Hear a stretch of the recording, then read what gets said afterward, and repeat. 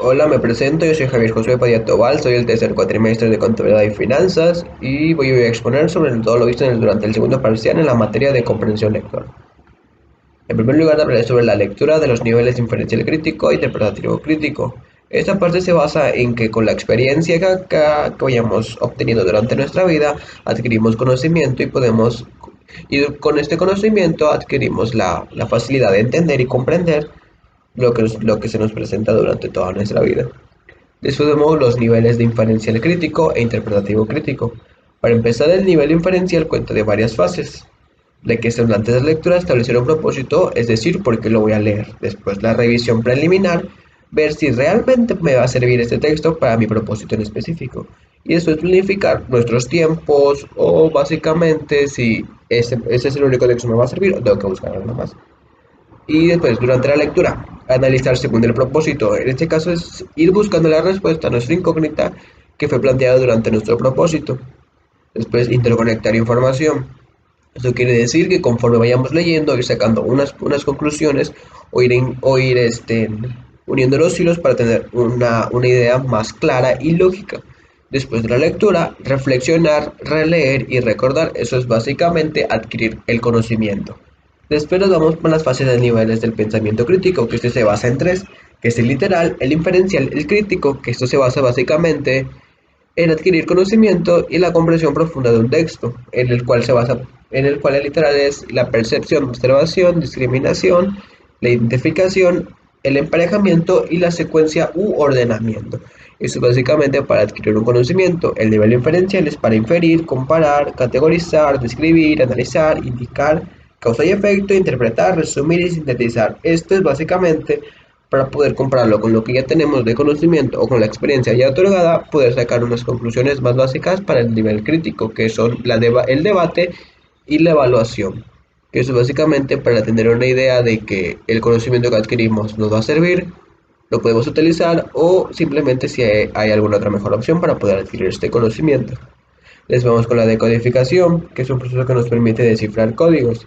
Esto básicamente se basa en, número uno, en leer, después sacar nuestras propias conclusiones y después, pues no sé, tener una idea clara o una imagen mental que nos pueda servir para la adquisición de este conocimiento. En esto nos podemos apoyar por mapas mentales, diagramas, etcétera. Eso vamos con la inferencia, que esta nace de experiencias y conocimientos previos. Esto quiere decir que conforme nosotros conocemos algo y tenemos la experiencia, por diversas situaciones que han sido similares y ocurren y tienen el mismo resultado, podemos adquirir como una previsión de lo que va a suceder. Por ejemplo, podría ser que, no sé, cerraron la calle porque y habían muchas máquinas. Pues tú por consecuencia y por lo que ya hemos vivido, básicamente pues decía, a lo mejor van a reparar esta calle igual, porque igual las hicieron en la otra calle. Es básicamente sacar un resultado con nuestra experiencia y nuestro conocimiento. Después vamos con el razonamiento inductivo y deductivo, que es básicamente el proceso que nos permite interiorizar la información para obtener nuevos conocimientos. El principal son dos, uno se basa del deductivo y el inductivo, que uno se basa de ir de lo particular a lo general a través de los argumentos y el otro se basa en ir de lo general a lo particular a través de la experiencia y conocimientos que ya tenemos. Después vamos con las falacias de razonamiento. Las falacias de razonamiento deductivo utilizan la lógica y argumentos, por lo cual algunas veces estos tienden a no ser verídicos y por consecuencia estos son falacias o mentiras que pueden ser causadas por una conclusión precipitada, por un fallo argumental o por simplemente por no estar bien establecidas o fundamentadas.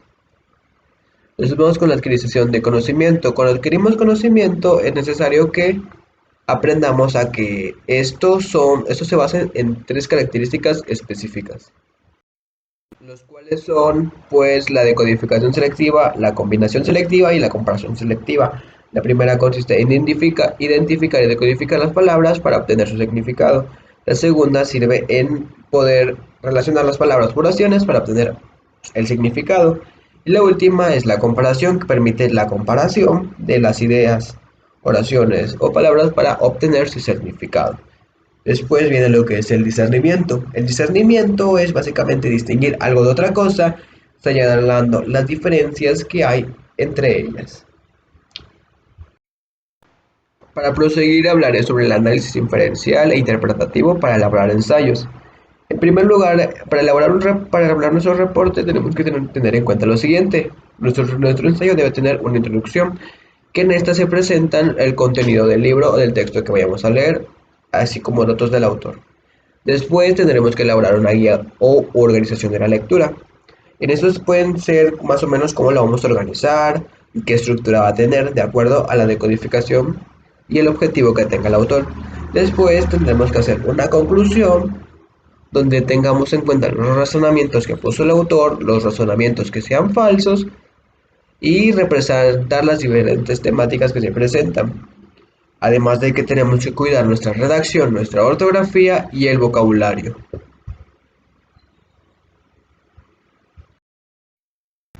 Ahora se hablará sobre la lectura del nivel analógico crítico e interpretativo crítico, lectura analógica crítica e interpretativa crítica. En este nivel lo que básicamente se habla es sobre desarrollar la forma de construcción de significados y a partir de un enlace lógico las partes del texto. O sea, poder tener nuestro propio significado y enlazando cosas lógicamente para que todo el texto tenga una coherencia significativa.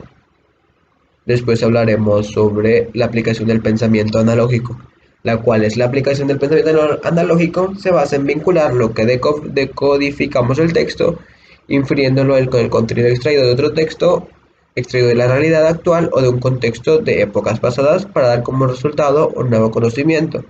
Eso quiere decir que podemos tener la comparación de diferentes textos para poder sacar nuestra propia conclusión o una respuesta que nos ayude para comprender y adquirir un aprendizaje. Después, en el análisis interpretativo y el análisis de un texto, esta estrategia nos permite interpretar lo que dice el lector, revelar la forma en que lo expresa y el objetivo que tiene. Además de que esto se ve como más o menos como un tipo de juicio que se logra mediante vincular lo que se interpreta con los contenidos de la experiencia basada en la vida real. Bueno, ahora el tema que sigue es la investigación y análisis de fuentes de información. La investigación y análisis de fuentes de investigación es básicamente obtener información que haya sido aprobada a través de un método científico para verificar que es fidedigna. En este caso es básicamente tener en cuenta que cada vez que realicemos alguna investigación, tener en cuenta que tenemos que conocer el autor, quién es la encargada de repartirla, o si la información es verídica, o si hay que actualizarla, o si es una información de hace muchas épocas que probablemente hoy en día no funcione, al igual que tener en cuenta que no todo lo que veamos en internet podría ser verídico y tendremos que realizar básicamente investigaciones un poco más extensas para poder hacer un resultado más efectivo. Después hablaremos sobre las estrategias para la investigación y el análisis de fuentes primarias. En este caso existen tres fuentes primarias, las cuales son la primaria, secundarias y terciarias, que la primera se basa en periódicos, libros, entrevistas, reportes.